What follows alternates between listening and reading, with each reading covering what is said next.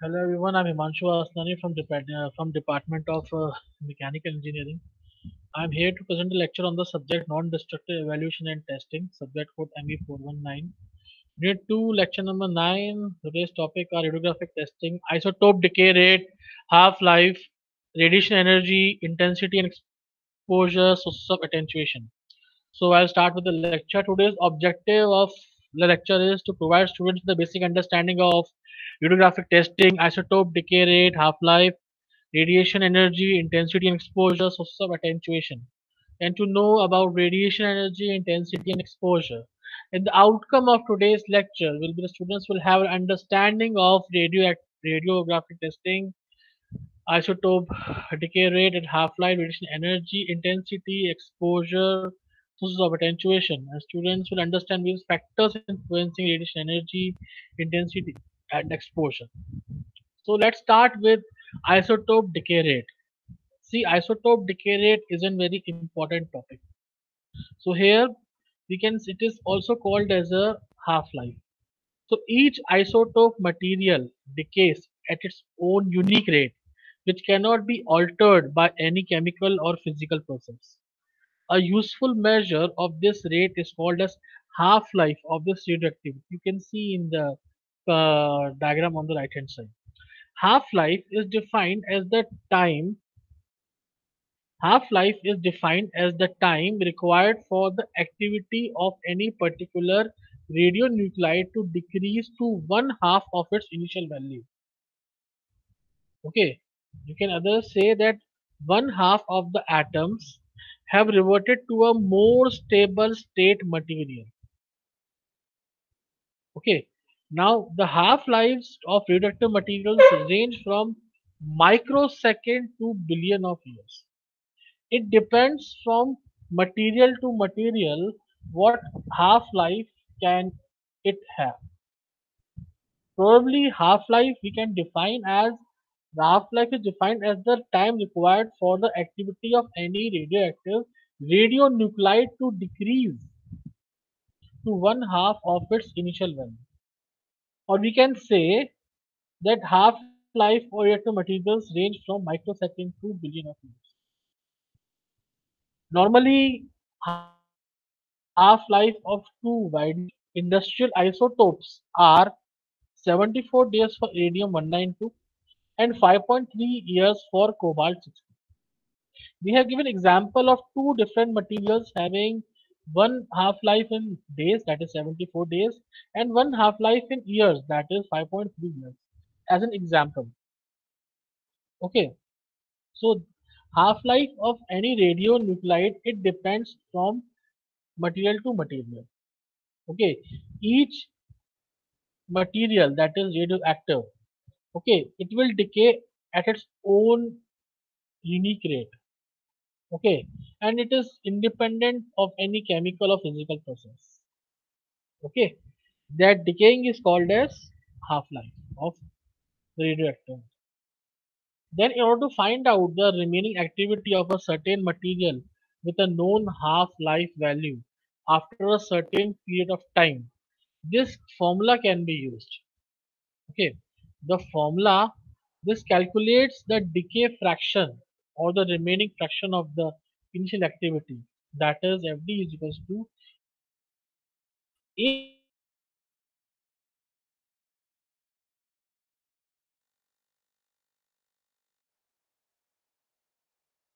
that is 0.5 equals to fraction decay or decay fraction, that is the remaining fraction of the initial life, remaining fraction of the initial activity, sorry.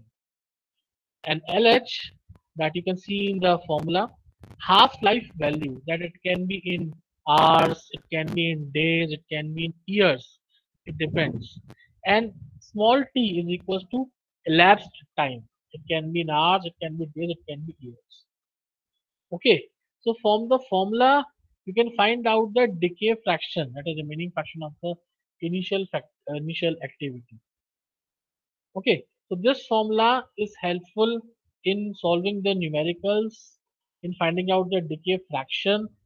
Okay, but for this you should have the half-life values or the elapsed time that is taken by the material, radioactive material.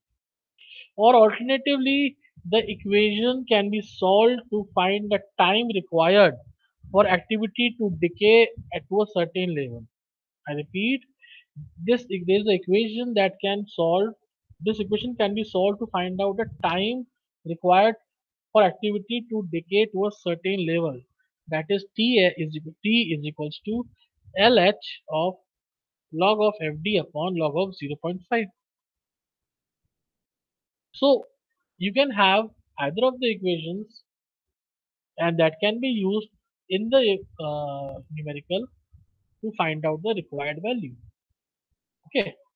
Now radiation energy, intensity and exposure. These terms are very important when you go for radiographic testing, and each of these terms holds a very important, you can say, place when you talk about radiographic testing. Okay, so we should know, or we should have a knowledge of each of these terms in while doing radioactive testing. Okay, now different radioactive materials and X-ray generators produce radiation energy at different energy levels and at different rates. We know that normally either we go for X-ray machine or we go for gamma rays. Okay, for this can say radiographic testing. So different radioactive materials and X-ray generators, different radioactive materials and X-ray generators produce radiation at different energy levels and at different rates. So it is important to understand these terms used to describe the energy and the intensity of the radiation. Okay, so different radioactive materials and the different X-ray generators or machines. So in order to understand the terms, we have to describe. So let's go further. Radiation energy, the first term that we have seen in the previous slide. The energy of the radiation is responsible for its ability to penetrate matter. Okay. Higher energy radiation can penetrate more and higher density matter than low energy radiation. I repeat, and I am telling you, the energy of a radiation is responsible for its ability to penetrate matter. Penetrate matter to, that is to go beyond the matter. The higher energy radiation can penetrate more and higher density matter than low energy radiation. The energy of ionizing radiation is measured in electron volts. 1 electron volt is an extremely small amount of energy, so it is common to use kilo electron volts and mega electron volt. It depends upon the application. It depends radiation. Okay, so the energy of ionizing radiation is measured in electron volts, and depending upon the application, we can go with kilo electron volts or mega electron volts. Okay, so we have to understand that it is measured in electron volts. So when we talk about electron volts, we should understand. An electron volt is a measure of the energy which is different from a volt, which is a measure of the electrical potential between two positions, which is a measure for the electrical potential between two positions. Specifically, an electron volt is the kinetic energy gained by an electron passing through a potential difference of 1 volt.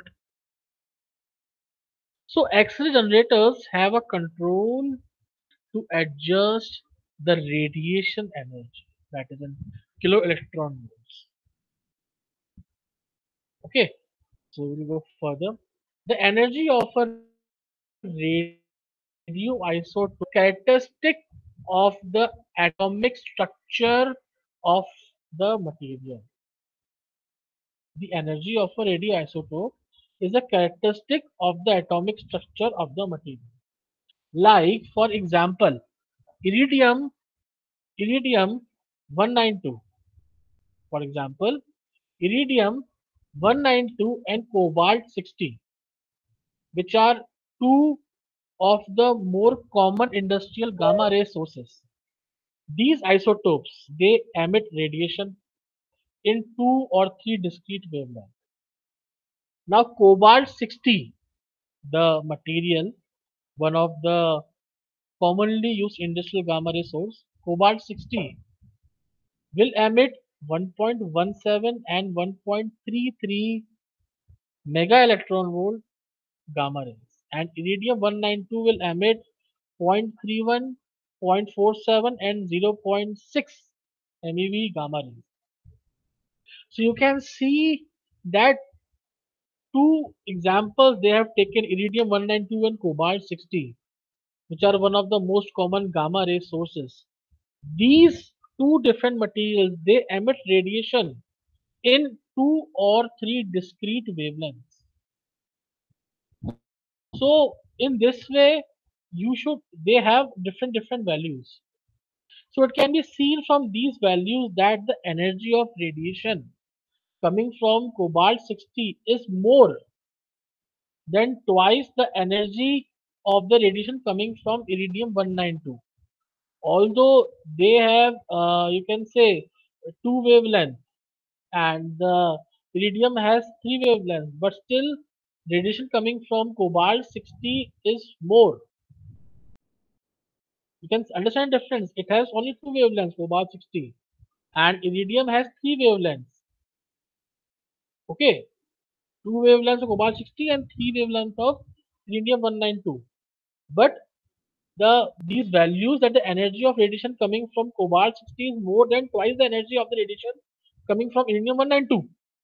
So from a radiation safety point of view, this difference in energy is important because cobalt 60 has more material penetrating power and therefore is more dangerous and requires more shielding. Understood the system? The more value of energy of radiation coming from cobalt 60. Okay, this says that cobalt 60 has more material penetrating power. Okay, so it is requiring more shielding and it's more dangerous. Okay, than iridium 192. Understood? So in this way, radiation energy has its own importance. Now, intensity and exposure. Radiation intensity is the amount of energy passing through a given area that is perpendicular to the radiation travel in a given unit of time. I repeat, radiation and intensity is the amount of energy passing through a given area. We have an area, and it is the amount of energy passing through a given area that is perpendicular to the direction of radiation travel in a given unit of time. So they say that one way to measure intensity of X-rays or gamma rays that is used for radiographic testing is to measure the amount of ionization they cause in the air. One way to measure the intensity of X-rays or gamma rays is to measure the amount of ionization they cause in the air. And the amount of ionization in the air produced by the radiation is called as exposure. You understand? The amount of radiation that is produced by the the amount of ionization in air produced by the radiation is called the exposure. See, in the radiographic testing, we are using X-rays and gamma rays. So we need to measure the intensity. So to measure the intensity of gamma rays and X-rays is to measure the amount of ionization they cause in the air, and the amount of ionization in the air produced by the radiation, you can call it as exposure. So you understand the relativity? Okay. So exposure, see, we are about to measure exposure. So exposure is expressed in terms of scientific unit called Roentgen. It is denoted by capital R. The unit Roentgen is equal to the amount of radiation that ionizes 1 centimeter cube of dry air at 0 degree centigrade and standard atmospheric pressure to 1 electrostatic unit of charge of either side. Okay, so when you talk about exposure, you understand it is measured in Roentgen. Okay, and exposure is the amount of ionization in air produced by the radiation. Now, most portable radiation detection safety devices used by radiographers measure exposure and present the reading in terms of Roentgens or Roentgens per hour, which is known as dose rate. Okay, then we go further. Now comes the ionization. We have discussed about radiation energy. Okay, how the radiation energy is important. Then we studied about exposure, how it is measured. Now we'll go with the ionization part. Okay, as penetrating radiation moves from point to point in matter, it loses energy.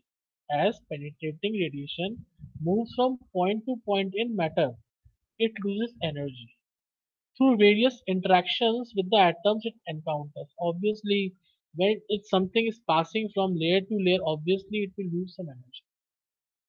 So the rate at which this energy loss occurs depends upon the type and energy of the radiation. Obviously, it is important, the type and energy of the radiation, and secondly, the density and atomic composition of the matter through which it is passing.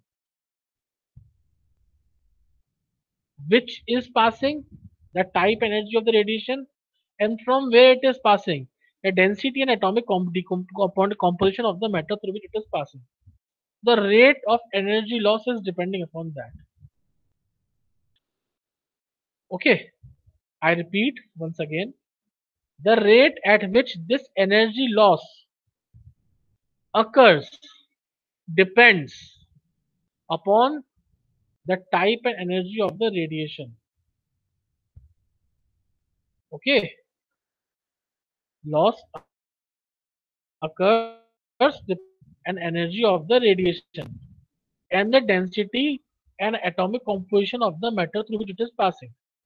So the various types of penetrating radiation imparts their energy to matter primarily through excitation and ionization of orbital electrons.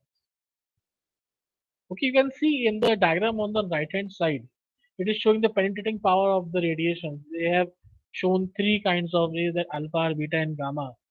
There is a hand, and behind that is the 1 meter of concrete. Okay, they have different penetrating powers. You can see there will be an energy loss. So the rate at which this energy loss occurs, it depends upon the type and energy of the radiation and the density and the atomic composition of the matter through which it is passing. So this holds an importance.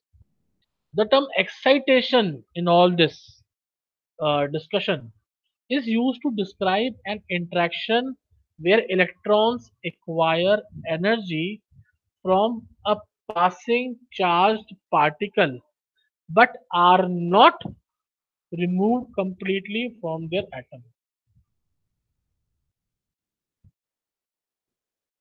Electrons acquire energy from a passing charged particle but are not removed completely from their atom. This is called as excitation. And excited electrons may subsequently emit energy in the form of X-rays. These excited electrons emit energy in the form of X-rays during the process of returning to a lower energy state. When excitation happens, then these excited electrons emit energy in the form of X-rays during the process of returning to a lower energy state. Okay, the term ionization refers to a complete removal of an electron from an atom following transfer of energy from a passing charged particle.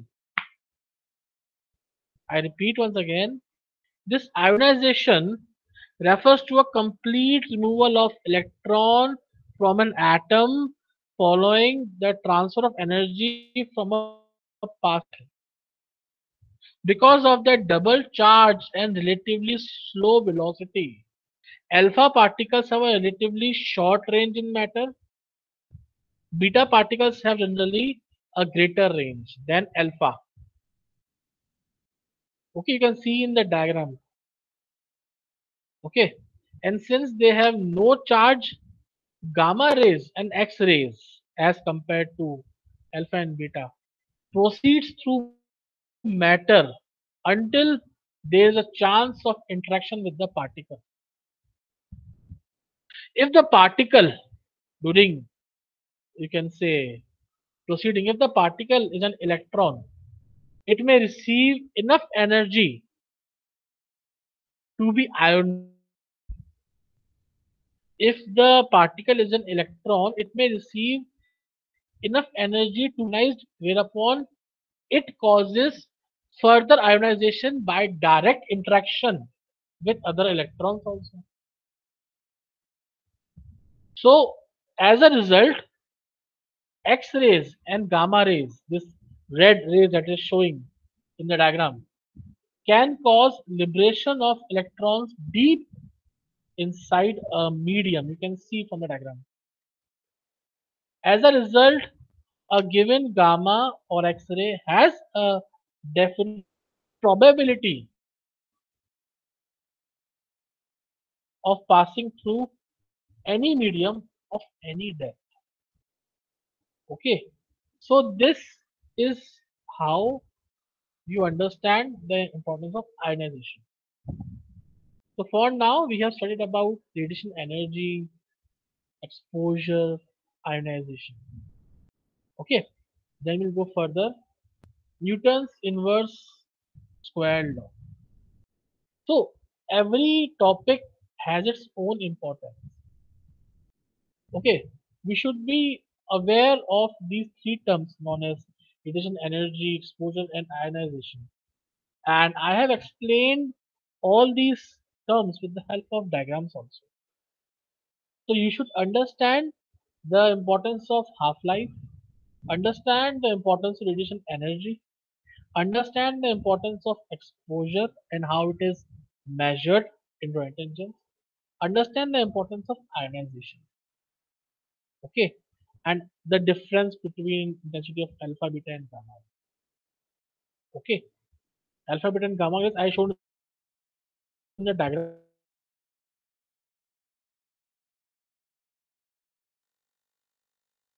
in the sense how alpha can penetrate and how gamma can penetrate, how they have a better possibility or you can say probability of passing through any item or any medium you can say.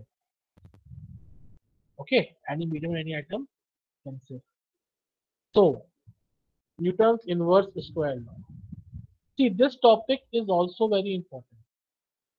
Okay, well, gamma rays here are also important here in the sense, and there is the Newton inverse square law. This is also important. Okay, now here we'll discuss about Newton's inverse square law. It is any point source which spreads its influence equally in all directions. Any point source which spreads its influence equally in all directions without a limit to its range will obey inverse square law. I repeat, any point source which spreads its influence equally in all directions without a limit to its range will obey the inverse square law. This comes from strictly geometrical consideration. You can see The intensity of the influence at any given distance, that is d. You can see the distance d in the diagram on the right hand side, like 1d, 2d, and 3d, and each having equal d distances, which is the source strength divided by the area of a sphere having a radius equal to the distance d. Okay, we are studying about Newton's inverse square law. Okay, so before starting, you should know that any point source which spreads its influence equally in all directions without a limit to its range will obey inverse square law. And the role of D in all this setup. So being strictly geometric in its origin, the inverse square law applies to diverse phenomena. Okay, you know the meaning of D in this? Okay, you can see from the diagram 1D, 2D, and 3D, each having equal vision 3D. So being strictly geometric in its origin, the inverse square law applies to diverse phenomena. Point sources of gravitational force, electric field, light, sound, and radiation obey the inverse square law in this. Okay. As one of the fields which obey the general inverse square law, the intensity of radiation received from a point radiation source can be characterized by this diagram. The relation between intensity and distance, I repeat, the relation between intensity and distance according to inverse square law can be expressed as L1 into D1 square is equals to L2 into D2 square, where L1 and L2 are intensities of distances. So you can say I also I1 and I2, and at distances D1 and D2 from a source respectively. All measures of exposure or dose rate will drop off by the inverse square law. I repeat the formula. It can be expressed as I1 and I1 D1 square is equals to I2 D2 square. And whereas I1 and I2 are the intensity at distances D1 and D2 from the source. Okay. Now we can say that, for example, if the received dose of radiation is 100 mR per hour at 2 centimeter from a source, it will be 0.01 mR per hour at 2 meters. Okay. Then interaction between penetrating radiation and matter, that is attenuation. Okay, in the diagram you can see there are incident X-ray photons, there is material. Okay, then there is exponential attention with distance travel in the material and amount of attenuated photons. Then from the material transmitted X-ray photons. Okay, and if you have photons, then there's a photons energy.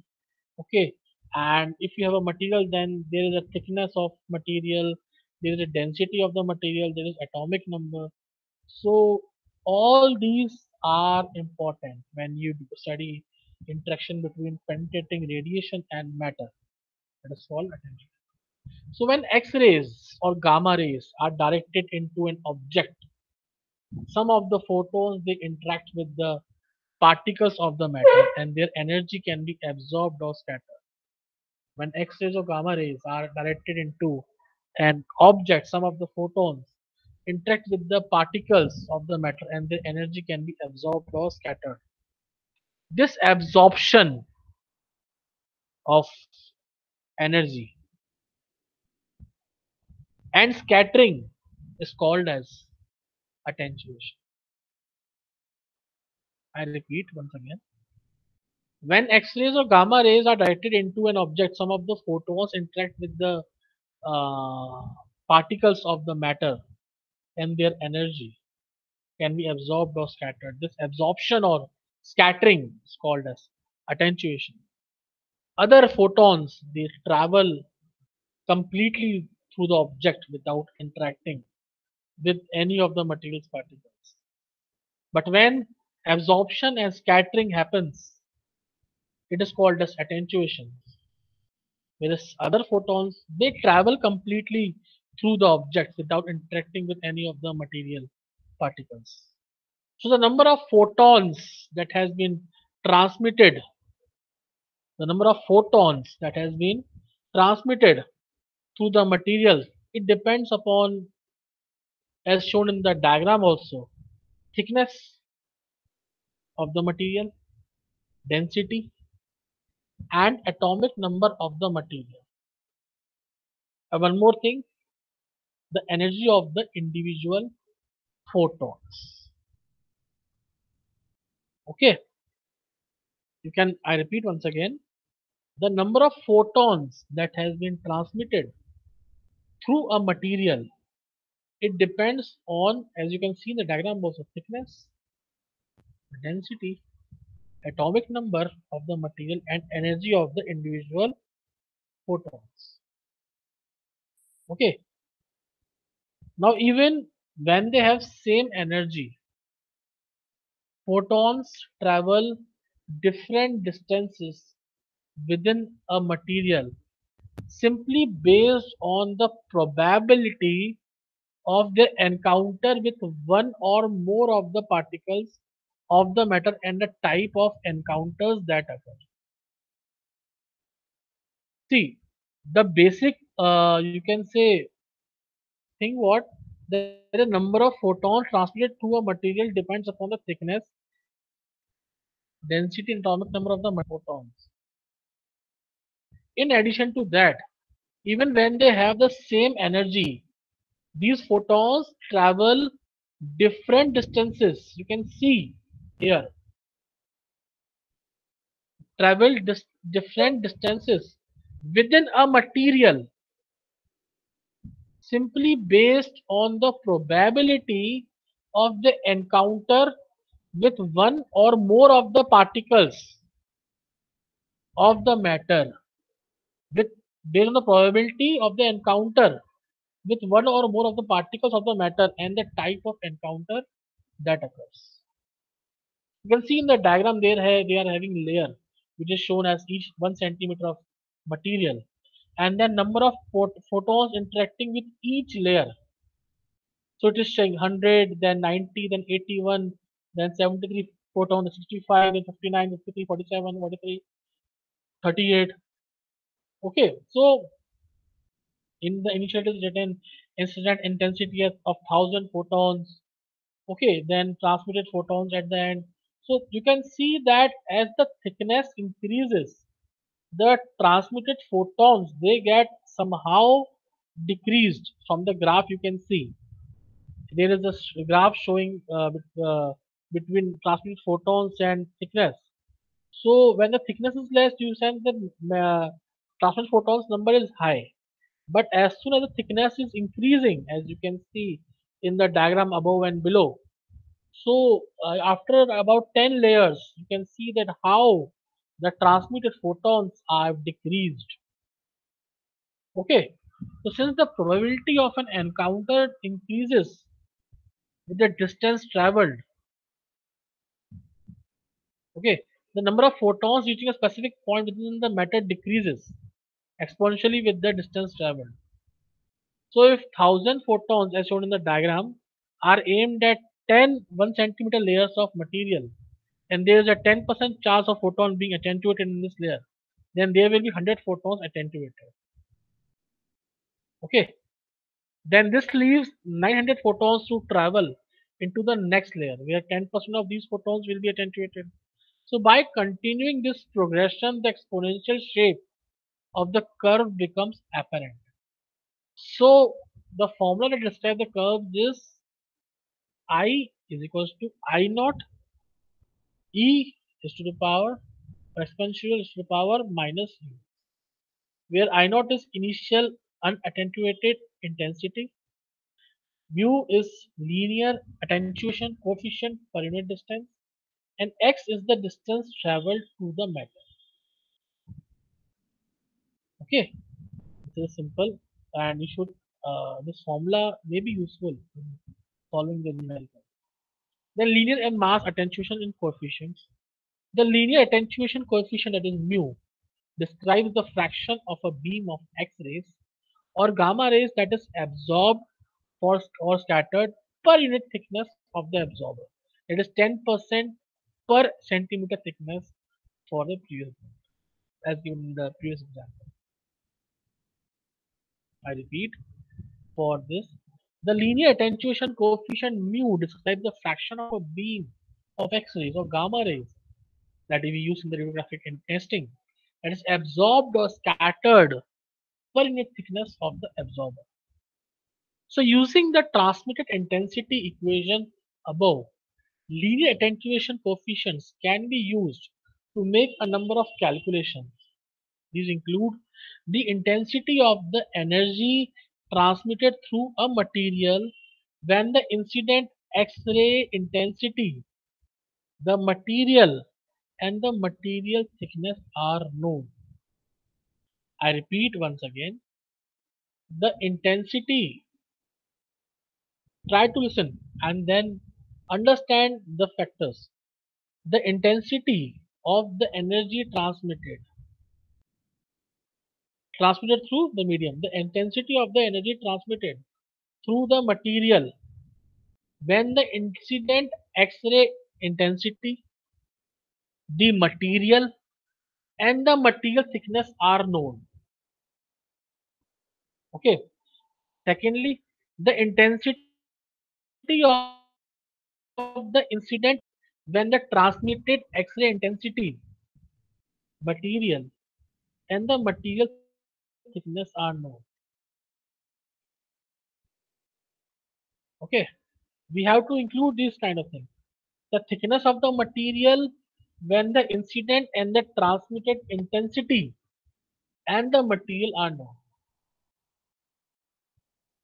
And lastly, the material can be determined by the value of mu when the incident and the transmitted intensity and the material thickness are known. Matlab, for all those things, you have to find out the common things, that is the material thickness should be known. Incident X-ray intensity should be known. Okay. So we have to understand all this, okay, with patience. Okay. The intensity of the material transmitted through a material when the incident X-ray intensity, the material and the material thickness should be known. Okay. The intensity of the energy transmitted through a material when the incident X-ray intensity, the material and the material thickness are known. Now, linear attenuation coefficient can sometimes be found in the literature. Okay. How it is often easier to locate attention data in terms of mass attenuation coefficient. However, in some books it is written with the help of mass attenuation coefficient. So you can find out with that also. Now, since a linear attenuation coefficient is dependent on the density of the material, just read in the previous slides, okay, it is dependent on the density of the material. The mass attenuation coefficient is often put for convenience. Like consider water for example. The linear attenuation of is much for ice because the molecules are more spread out in vapor. So the chance of a photon encounter with a water particle is less. Normalizing mu by dividing it by the density of the element or compound will produce a value that is constant for a particular element or compound. Okay, this constant mu by rho is known as mass attenuation coefficient and has the unit of centimeter square per gram. The mass attenuation coefficient can simply be converted to a linear attenuation coefficient by multiplying it by density of the material. Okay, so here the density of material can be used. Now half-life layer, half-value layer, sorry, half-value layer. This is also very important topic known as HVL. Maybe in some books you have written it like HVL. Okay, so we should know about this also. Slight knowledge is important. Okay, ah, the thickness of any material where 50% of the incident energy has been attenuated is known as half value HVL. Okay, the HVL is expressed in units of distance millimeter or centimeter. Like the attenuation coefficient, it is a photon energy dependent. Increasing the penetrating energy of a stream of photons will result in an increase in a material's HVL.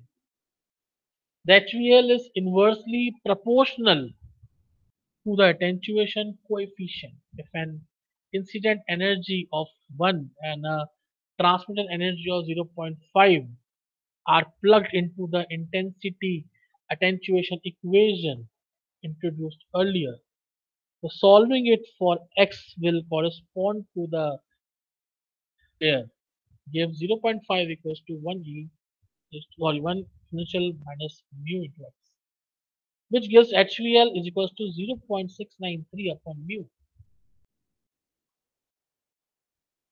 Okay, so you can see that the HVL is inversely proportional to the attenuation coefficient. I repeat, the HVL half value layer is inversely proportional to the attenuation coefficient, and it is measured in millimeters or centimeters. And when HVL is counted, when the thickness of any given material where 50% of the incident energy has been attenuated.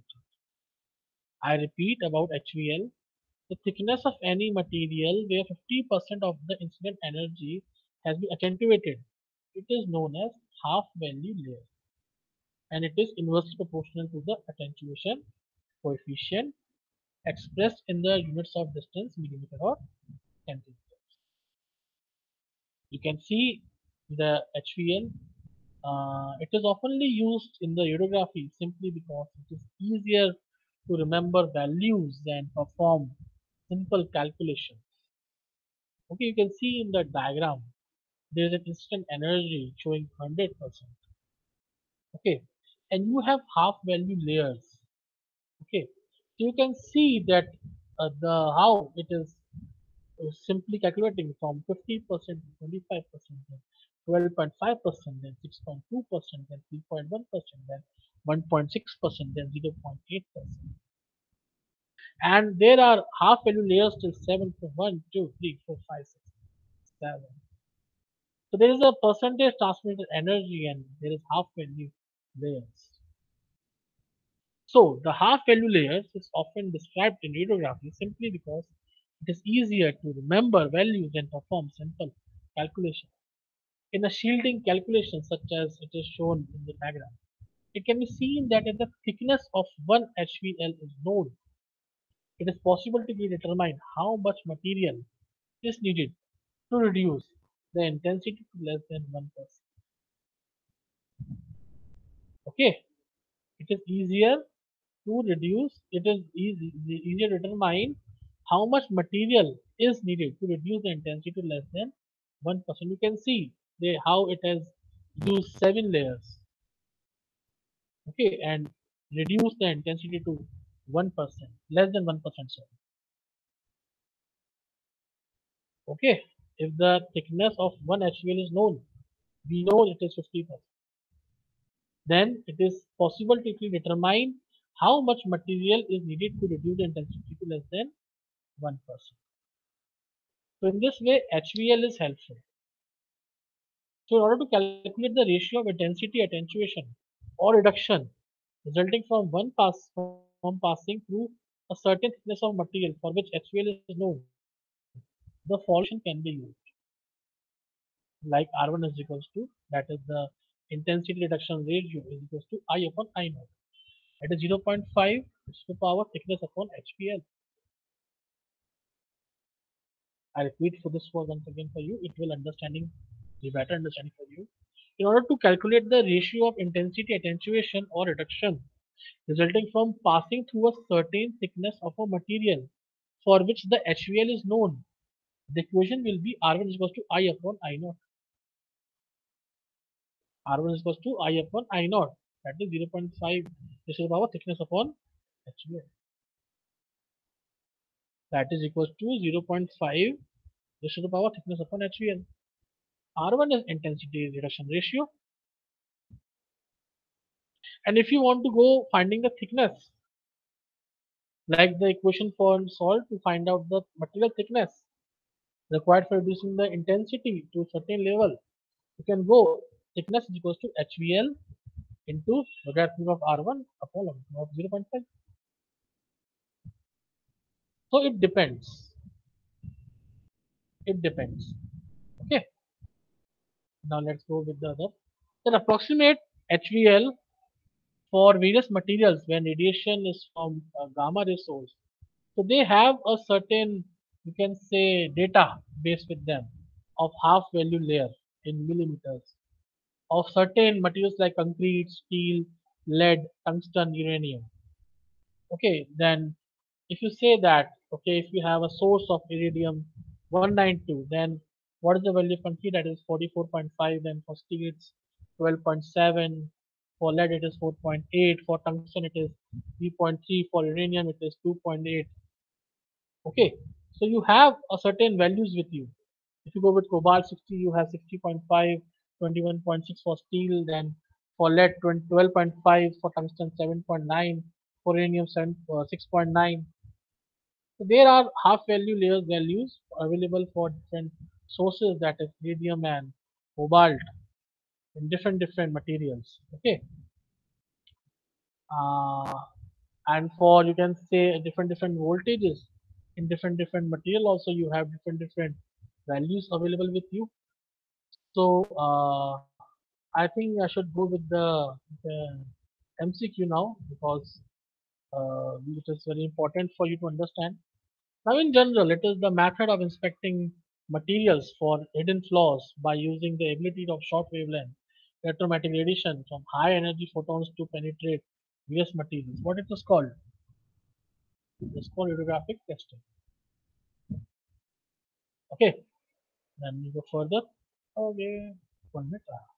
The electron volt is a unit of what I just told you, energy. Okay, in radiographic testing, the radiation source can either be an X-ray machine or a radioactive source. Okay, that is either iridium 192 or cobalt 60. Is it true or false? I repeat, in radiographic testing, the radiation source can be either an X-ray machine or a radioactive source. Either iridium 192 or cobalt 60. Is it true or false? You know it is the answer. The answer is true. Okay, true is the answer. In radiography, it is the amount of energy passing through a given area that is perpendicular to the direction of radiation travel in a given unit of time. Radiation intensity. We studied in this previous slides. Now, in radiographic testing, the variation in image darkness can be used to determine thickness or composition of a material and would also reveal the presence of any flaw or discontinuity inside the material. It is the concept of radiographic testing. The variation in the image in radiographic testing, the variation in the image darkness, I repeat, understand the lines and the words. In radiographic testing, the variation in the image darkness can be used to determine the thickness or composition of material and would also reveal